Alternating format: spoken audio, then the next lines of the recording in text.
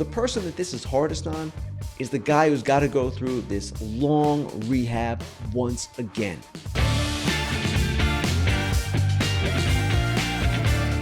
Welcome everyone to this week's edition of Fair Territory, the Monday edition. We'll be back on Thursday with Alana Rizzo. And man, did a lot happen over the Memorial Day weekend in the sport that we love. First off, the biggest news of the weekend, news that a lot of fans have been waiting for a long time. I would call it baseball's ding dong, the witch is dead moment. Obviously, Angel Hernandez is not dead. That's good. He is, however, retiring. He is no longer going to be an umpire in Major League Baseball, effective immediately. And this has been, of course, a long time coming. Angel might not be the worst umpire in the game, but he certainly was the most polarizing. And I know a lot of fans are asking this morning, well, why didn't this happen sooner? Why didn't MLB act? Well, MLB simply cannot act by decree. The umpires union offers the umps protection. And that protection, while it might frustrate some fans at times when they see certain umps continuing to work, like Angel, it's not a bad thing. We've seen how minor leaguers need protection from the league. Well, the same concept applies here. What happened with Angel is that Major League Baseball approached him and his attorney several weeks ago and said, okay, what are you thinking here? Do you think you might want to retire? Angel's going to be 63, I believe, in August. It's his 34th season. It's a time in his career when other umpires have retired. So they opened the door. They asked him. Angel was amenable. The two sides reached a financial settlement. So here we are. As Angel's attorney made it clear to The Athletic's Sam Blum, he was not forced out. This was not a firing. This was a mutual agreement that it was time to go. Now, as I said, MLB will tell you, they have the numbers. Angel was not the worst umpire. He was, as I said, the most polarizing. He had a knack, an incredible knack, for making bad calls, yes, but making bad calls at the wrong times and bad calls that were just huge screw-ups. And of course, because of that, he attracted unreal social media attention constantly. And I wonder, we don't know this, but I wonder if the tipping point was that Wyatt Langford at bat a few weeks back. You remember it was one pitch out of the zone after another, and Angel rang him up, this rookie from the Texas Rangers. But he's been doing this for years. We had a story just last Friday in The Athletic by Sam Blum and Cody Stavenhagen detailing Angel's greatest misses over the years. I won't call them greatest hits. And the story was actually very well balanced. It gave the other side of Angel too, the side that a lot of umpires see that we don't. They love this guy. They think he is one of the finer people they know. And yet at the same time, we all know on the field, Angel certainly was lacking. The reaction to this story amazed me. The writers were accused in the comments, more than 1,000 comments and counting, by the way, of writing a puff piece. Well, a lot of the commenters don't know what a puff piece is. A puff piece is when you leave out all the bad stuff. This story had all the bad stuff. It just had also some balance to it. It was actually a really well done story from a journalistic standpoint. But it showed you, the comments did at least, just how unhinged fans can get when even thinking about Angel Hernandez. Now, comments on an athletic story, comments on Twitter, X, whatever you want to call it, they're not often a reflection of the real world, the general population. You have a lot of people just screaming. I understand that. But I was taken aback by the reaction to that story because as balanced as it was, as much as it pointed out A, B, C, D, E, F, G, all of Angel's problems, people just didn't want to hear it. So they didn't want to hear it because Angel was not a very good umpire and he had a way of screwing up and screwing up big. Now on to bigger and better things. Aaron Judge. You might remember earlier in the season, he was struggling. And people were starting to wonder, hey, what's with Aaron Judge? Is that toe injury still affecting him? What's going on here? It was basically a month in which he struggled and he wasn't the same. Now, no one with the Yankees at the time seemed particularly concerned. And we now know why they weren't particularly concerned. Let's look at Aaron Judge in really the first month versus the last month because the difference is astounding. Aaron Judge, first 27 games, 178 batting average, 4 home runs, 674 OPS. Not very good. Last 28 games, basically an even split here. 385 batting average, 13 home runs, a 1.421 OPS. Okay, now that's impressive in its own right. But if you look at this 20-game span, it is absolutely unbelievable. Let's take a look here. Aaron Judge, May 4th through May 25th. He did something no player has ever done in a 20-game span. 11 home runs and 12 doubles. That's the historic aspect of this. OPS, a mere 1.634, and not surprisingly, the Yankees were 16-4. So there's a good lesson here. And the lesson is one that is reinforced every season, but we all forget it at times. It's a long season.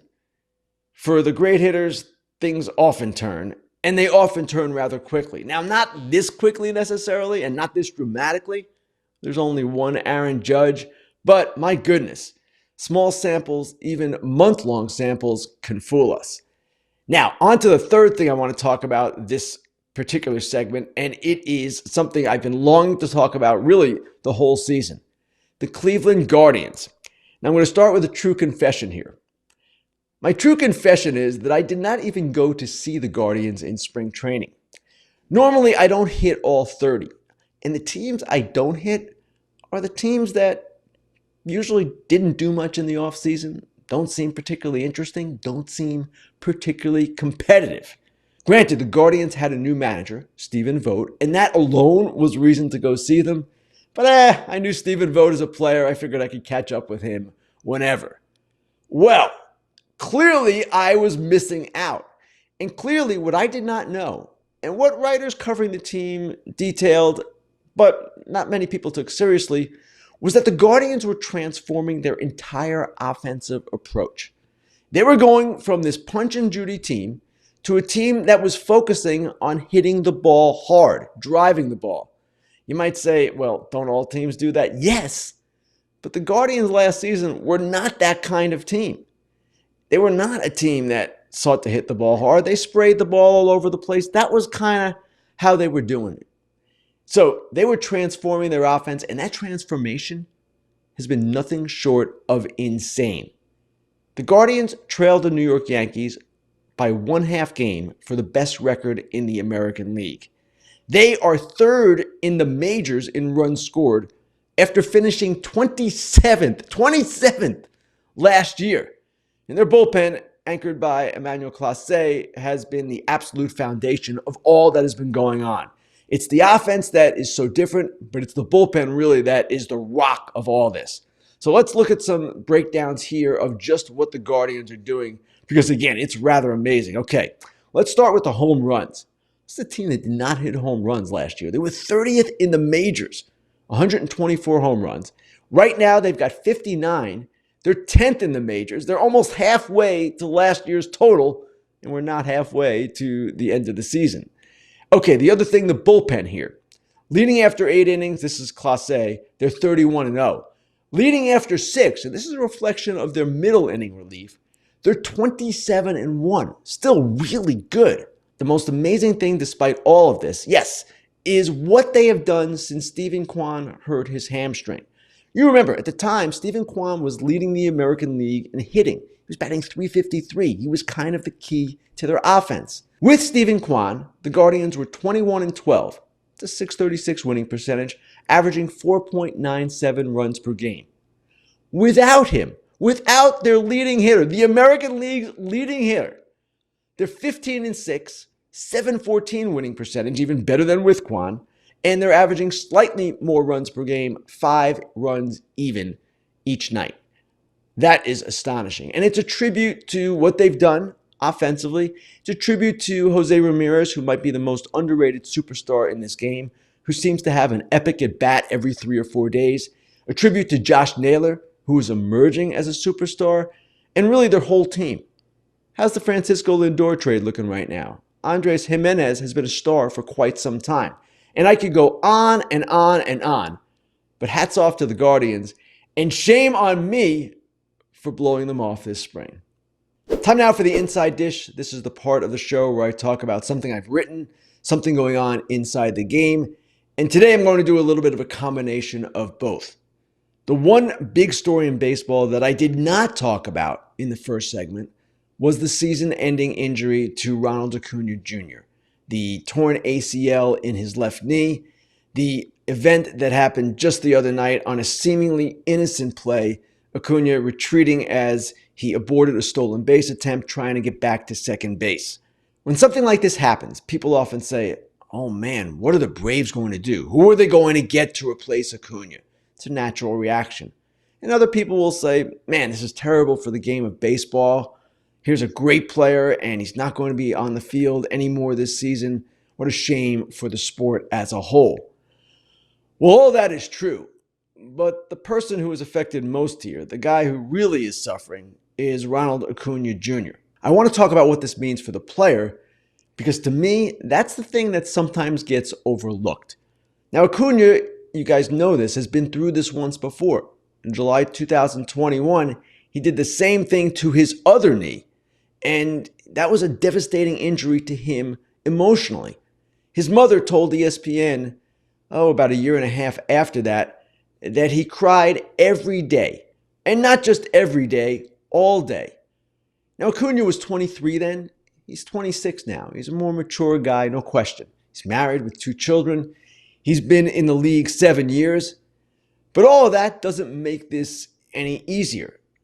And what concerns me, and what I'm sure is going through Acuña's mind as well, is that he is losing some of the best years of his career. Like Mike Trout, Ronald Acuña Jr. was a Rookie of the Year at age 20.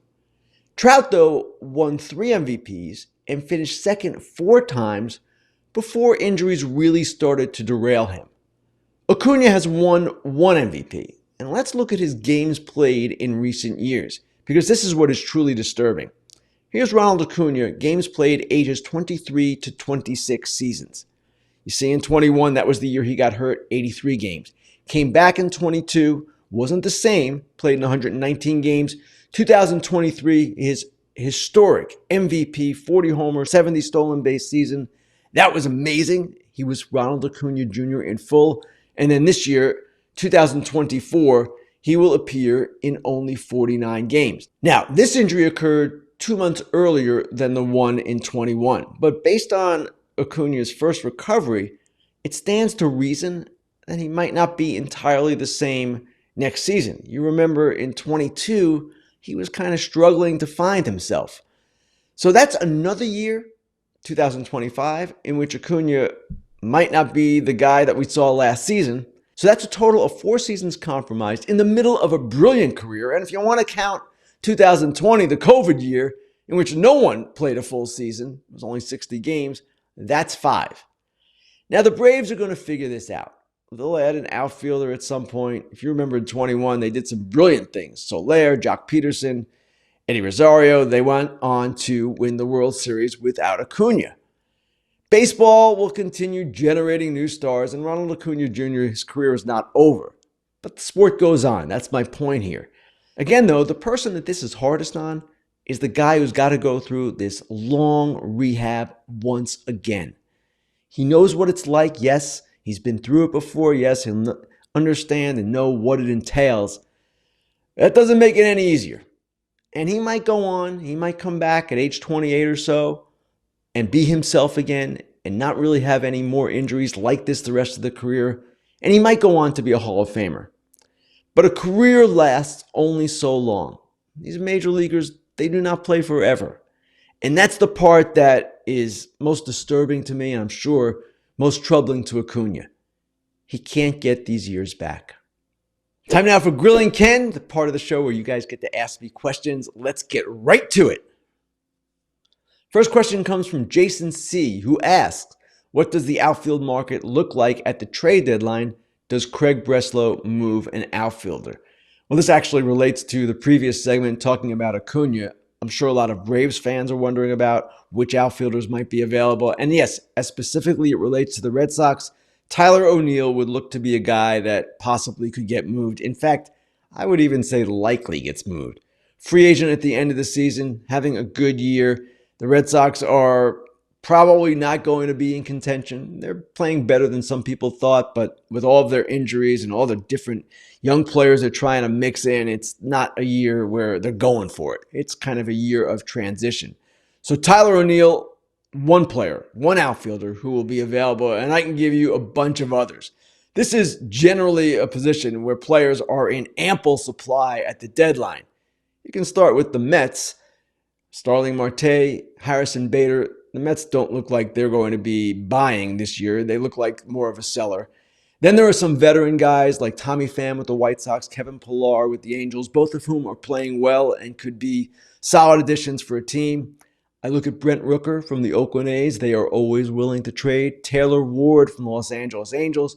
Jesse Winker from the Nats. Brian De La Cruz from the Marlins. Kevin Kiermaier from the Blue Jays if the Blue Jays sell. Those are just some of the names that will be out there. So if you want an outfielder, you can go get an outfielder. And of course, I'm excluding from this particular conversation Luis Robert Jr. because he's kind of a different level. He's a superstar caliber player. I think the question was more focused on the fringier guys who will be available. Not that Tyler O'Neill is a fringe guy. He's a pretty good player, but you know what I'm getting at. There will be plenty of outfielders out there, plenty of outfielders who get traded in July. Next question. This one comes from KTA, who asks, what's the relationship rapport like between American and Japanese baseball journalists inside and outside of the ballpark? This is an interesting question. Glad you asked it.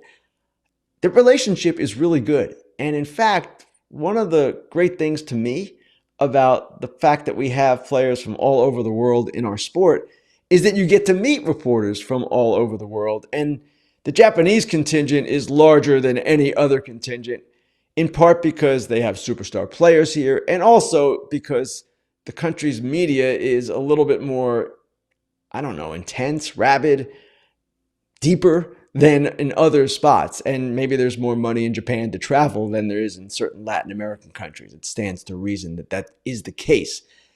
I am friends with a number of Japanese reporters, one in particular, and most American reporters, I would say, have, yes, relationships with the Japanese reporters. I don't know that there are social relationships where guys and women are going out with the Japanese reporters. None of us go out very much because we're working. But at the same time, these are good relationships. And in fact, my relationships with one Japanese reporter in particular has led to some stories. He's kind of tipped me off to some stuff that would just be interesting to our readers. So it's a great thing that we get to meet people from all over the world, not just players. That's cool, but it's cool to meet people who are doing our jobs who live in other countries as well. All right, the final question today comes from Chris, who asks a good question. Is CJ Abrams underrated? Now, you might remember last week, well, if you were reading, you might remember that I wrote a story about Gunnar Henderson and Bobby Witt Jr., basically posing the question, well, which young shortstop is going to be the American League starter in the All-Star game? Which player would you rather have, etc.? I mentioned in that story that these were only two of the great young shortstops in the game right now. Ellie De La Cruz in the National League, Mason Wynn is another one, and yes, CJ Abrams belongs on that list. He, of course, was the centerpiece of the Juan Soto trade along with Mackenzie Gore between the Nationals and the Padres. And he is looking like a really good player. Now, is he underrated? I would say he's underrated because he's on the Nationals, a team that's kind of out of the general conversation right now, and he doesn't get a lot of attention because of that. But I would also say that he's probably not at the same level, well, definitely not at the same level as Henderson and Witt Jr. He's kind of on that next tier. Ellie De La Cruz is a little bit different too, O'Neill Cruz. Those are different kinds of players, but CJ Abrams is an interesting player for sure. He's 23 years old, still quite young. His on-base percentage is why he is not an elite guy yet. It's only .310, but he's got 9 home runs already. He hit 18 last year. He's a guy that, if you look at him, you wouldn't think would be hitting for power, but he is a player who offensively is well above league average based on OPS+, and he's a guy who I would imagine is going to continue to get better. So CJ Abrams might not be at the level of some of these other young shortstops, but he's a pretty darn good player. I would not be surprised to see him make multiple All-Star appearances in the future. Thanks everyone for your questions. Thanks everyone for watching, for listening. You know where to find us: YouTube, Apple, Spotify. Like us, subscribe to us, follow us however you would want. We will be back on Thursday, the second edition of Fair Territory this week, the one with Alana Rizzo. We're looking forward to that. We'll see you guys in a couple of days. So if you're new to the BetMGM party, the bonus code is FOUL. Sign up and deposit at least $10 into your account and then place a wager and receive up to $1,500 back in bonus bets if the bet loses. And if that happens, your bonus bets will be available once your initial wager is settled. Gambling problem or concern, call 1-800-GAMBLER. Hey everybody, be sure to like and subscribe for more content. Fair Territory airs each week, and we'd love for you to become part of our community. Here's another video you might enjoy. See you next time.